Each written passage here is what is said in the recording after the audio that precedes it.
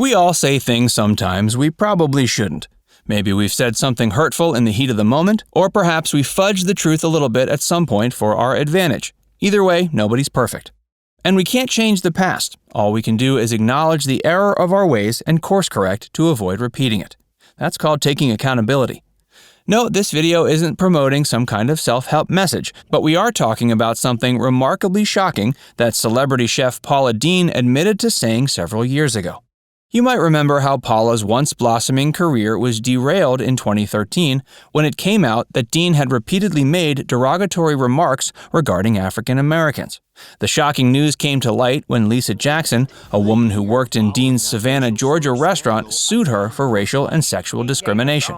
Before these allegations swept across the headlines and airwaves, however, Paula Dean had built up quite the following and had built a media empire. She was well liked for her seemingly warm and friendly demeanor, and she wasn't afraid to use humor, even self-deprecating humor, to connect with her audience. Dean has lost a great deal of that charm, not to mention a sizable chunk of her fan base in recent years after these allegations came to light. She's responded to these controversies with several very public apologies, but to many those have been empty words meant to save face. Whether she's truly remorseful or not is anyone's guess, but before forming your own opinion, let's take a trip back in time to see just how Paula Dean rose to fame in the first place. Paula Dean, a chef of the American South. Dean grew up in Georgia, and she's about as southern as grits and cornbread. She lived on a resort owned by her grandparents until she was 6. Her family then moved into the back of a gas station and souvenir shop they owned right outside of Albany, Georgia. Even though she'd moved away from her grandparents, they still remained very close. They were the ones that initially inspired her passion for the culinary arts. In high school, Paula met a young man named Jimmy. They fell madly in love and married shortly after graduation. They ended up having 2 sons, and by all accounts, their marriage was solid. That is, until both of Dean's parents passed away back to back within a few years of each other. She had a very difficult time processing these deaths. The pain of losing her parents, coupled with the stress of raising 2 young boys, began to take a toll on Dean's marriage. Things went from bad to worse when Dean started experiencing severe bouts of anxiety and depression. Her mental health took a dramatic dive after she was robbed while working as a bank teller. Her anxiety issues got so bad, she reportedly couldn't even leave the house. Fortunately, though, her mental health stabilized enough for her to find employment at a local hospital. It was while she was working in the health field that Paula's life began to take a turn for the better.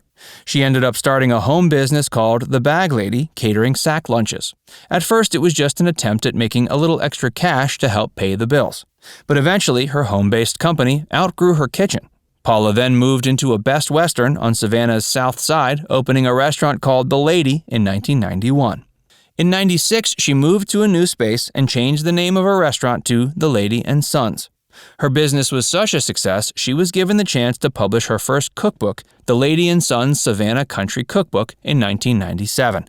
The book was met with critical acclaim and ended up selling almost 70,000 copies on the first day it was on the shelves. Hey, if you're enjoying this video so far, make sure you give it a like and subscribe to Facts First if you haven't already, and stick around for a lot more about Paula Dean. Paula Dean became especially popular once she was on TV. Her cookbook sales were unprecedented, and her restaurant was one of the most popular dining locations in the Savannah area. In 2002, she was given her own show on the Food Network. Paula's Home Cooking became a huge hit for the network, bringing in impressive numbers in the ratings department. Dean was even nominated for an Emmy for Outstanding Lifestyle Host. The world seemed to have caught a case of Paula fever, and the Food Network saw an opportunity for growth, so they gave her 2 more shows she could host. Paula's Party debuted in 2006, and Paula's Best Dishes hit the air in 2008. Even though she was immersed in her shows, she still took the time to work on her restaurants and cookbook line.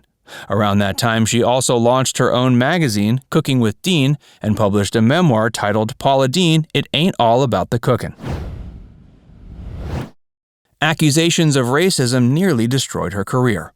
What goes up must come down. Well, the queen of Southern cuisine's reign came to a crashing halt after accusations of racism came out in 2013. Dean was sued for racial discrimination and sexual harassment by one of her ex-employees, Lisa Jackson. The lawsuit ended up being settled out of court, but it didn't matter. The damage had already been done. During the course of that case, it was revealed that Dean had used the N-word on numerous occasions, and some people couldn't look at her the same way again after that.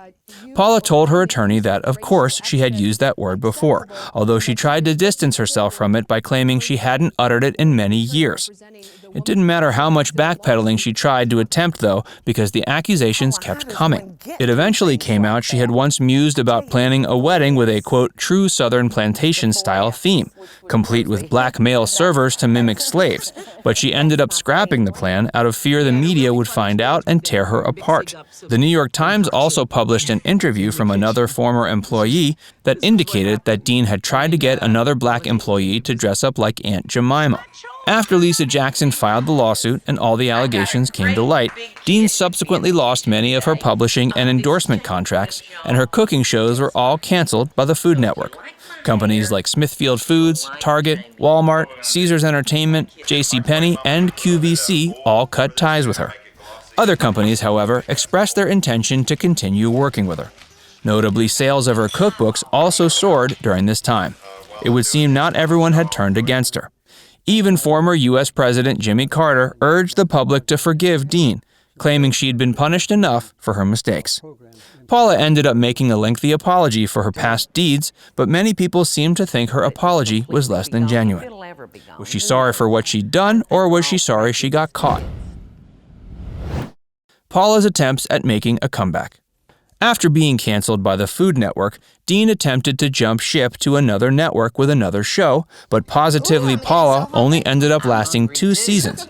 She was later a contestant on Dancing with the Stars, and in 2019 she published a new cookbook. But surprisingly, her most successful attempt at staging a comeback has come in the wake of the COVID-19 pandemic on YouTube, where she's amassed quite a following. While quarantining at her home in Georgia, Paula has been regularly posting videos to her YouTube channel since the end of March of last year. Her quarantine cooking series of videos have received thousands of views, and her channel has amassed a sizable following of subscribers. The episodes feature many of her classic recipes from her established catalog of favorites, while introducing new treats as well. And of course, all the recipes are loaded up with ingredients just as healthy as before, but no one seems to mind. Fans in the comments have been overwhelmingly supportive of the once fallen celeb chef, imploring her to continue making videos after the pandemic is over. A common theme seems to be her followers seem to have missed seeing her on TV and are supportive of her making a comeback. Regardless of how you view her, it sure seems like the opportunity is here for Paula to potentially redeem herself for some of her past mistakes. Let's just hope she's learned from them. It's unlikely Dean will ever stage a full return to the TV screen, but perhaps reinventing herself as a successful social media influencer is exactly what her career needs. Dean is just one of many celebs who's had to pay the piper for their past flubs. Do you think she's been punished enough, as Jimmy Carter seems to think, or do you think she should still bear the consequences of her actions?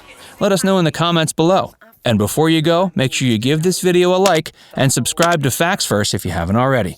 Click the bell icon to stay updated on all our latest content.